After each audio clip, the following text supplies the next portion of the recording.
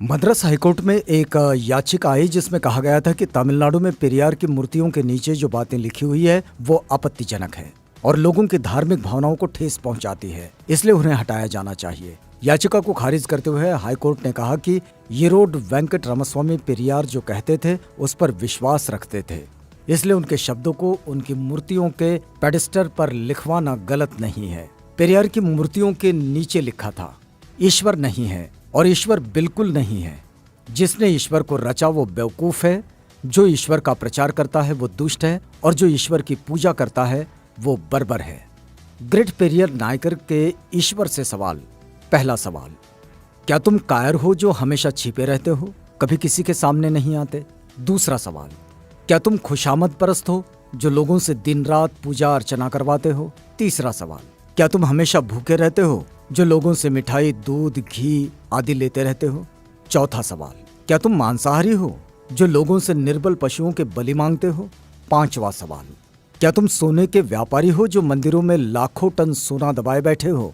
छठा सवाल, क्या तुम व्यभिचारी हो जो मंदिरों में देवदासियां रखते हो? सातवां सवाल, क्या तुम कमजोर हो जो हर रोज होने वाले बलात्कारों को नहीं रोक पाते? आठवां सवाल, क्या तुम मूर्ख हो जो विश्व के देशों में गरीबी, भूखमरी होते हुए भी अरबों रुपयों का अन्न, दूध, घी, तेल बिना खाए ही नदी नालों में बहा देते हो? नौवां सवाल, क्या तुम बहरे हो जो बेवजह मरते हुए आदमी, बलात्कार होती हुई मासूमों की आवाज नहीं सुन पाते? 10वां सवाल, क्या तुम अंधे हो जो रोज अपराध होते हुए नहीं देख पाते? 11वां सवाल, क्या तुम आतंकवादियों से मिले हुए हो जो रोज धर्म के नाम पर लाखों लोगों को मरवाते रहते हैं? 12वां सवाल, क्या तुम आतंकवादी हो जो ये चाहते हो कि लोग तुमसे डर कर रहें? 13वां सवाल, क्या तुम गूंगे हो जो एक शब्द भी नहीं बोल पाते लेकिन करोड़ों लोग तुमसे लाखों सवाल पूछते हैं? 14वां सवाल, क्या तुम भ्रष्टाचारी हो जो गरीबों को कभी कुछ नहीं देते जबकि गरीब पशुवत काम करके कमाए गए पैसों का कतरा कतरा तुम्हारे ऊपर न्योछावर कर देते हैं? 15वां सवाल, क्या तुम मूर्ख हो कि हम जैसे नास्तिकों को पैदा किया जो तुम्हें खरी खोटी सुनाते रहते हैं और तुम्हारे अस्तित्व को ही नकारते हैं? 5 मिनट का समय निकालकर जरूर पढ़ो भगवान के कारनामे। नास्तिक होना कोई आसान नहीं। कोई भी नासमझ इंसान ईश्वर के अस्तित्व को मानकर फ्री हो जाता है, उसके लिए उसे बुद्धि की जरूरत नहीं होती, लेकिन नास्तिक होने के लिए दृढ़ विश्वास और साहस की जरूरत होती है। ऐसी योग्यता उन लोगों के पास होती है जिनके पास प्रखर तर्क बुद्धि होती है। अंधश्रद्धा ऐसा केमिकल है जो इंसान को मूर्ख बनाने में काम आता है। पेरियार ईवी रामास्वामी। आप देख सकते हैं हिंदू धर्म का विचित्र इतिहास।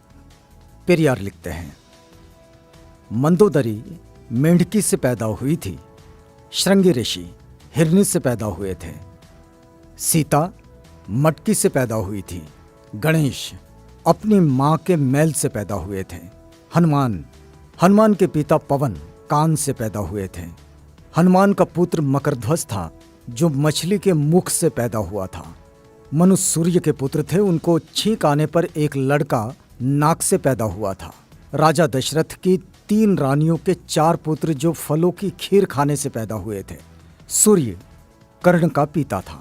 भला सूर्य संतान कैसे पैदा कर सकता है? वो तो आग का गोला है। ब्रह्मा ने तो 4 वर्ण यहां वहां से निकाले, हद है। अछूत का बनाया हुआ चमड़े का ढोल मंदिर में बजाने से मंदिर अपवित्र नहीं होता। अछूत मंदिर में चला जाए तो मंदिर अपवित्र हो जाता है। उन्हें इस बात से कोई मतलब नहीं कि ढोल किस जानवर की चमड़ी से बना है। उनके लिए मरे हुए जानवर की चमड़ी पवित्र है पर जिंदा अछूत अपवित्र। लानत है ऐसे धर्म पर। बुद्धिजीवी प्रकाश डालें, दिमाग की बत्ती जलाओ, अंधविश्वास भगाओ। यदि पूजा पाठ करने से ही बुद्धि और शिक्षा आती तो पंडों की औलादें ही विश्व में वैज्ञानिक, डॉक्टर, इंजीनियर होते। वहम से बचो, अपने बच्चों को उच्च शिक्षा दिलवाओ क्योंकि शिक्षा से ही वैज्ञानिक, डॉक्टर, इंजीनियर और शासक बनते हैं, पूजा पाठ से नहीं। अतः वहम का कोई इलाज नहीं है और शिक्षा का कोई जवाब नहीं है। शिक्षित बनो, संगठित रहो, संघर्ष करो।